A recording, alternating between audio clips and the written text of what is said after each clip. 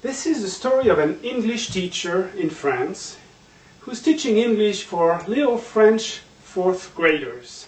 True story. And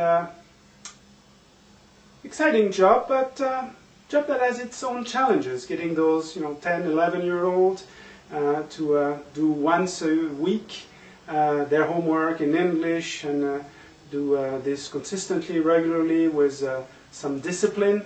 It's quite challenging. If you have kids, you know what I mean.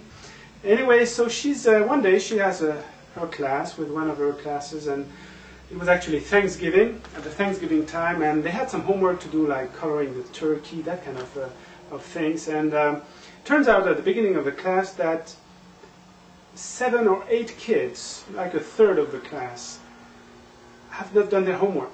And it was not the first time, and one of them look at her and says, with a smile, "I'm sorry, I forgot." And the other one is, "Well, I'm sorry, I left it at home." And the third one is, "I'm sorry, I forgot to do it." And So what she did was actually, she went back to her desk and then looked at her bag and looked at the class again and said, "Oh my God, I left my class at home.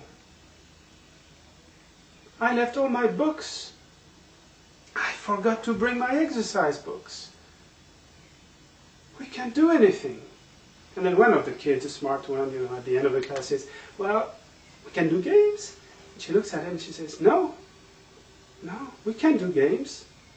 I'm not prepared. I forget it. I left it at home. We're going to have to do nothing."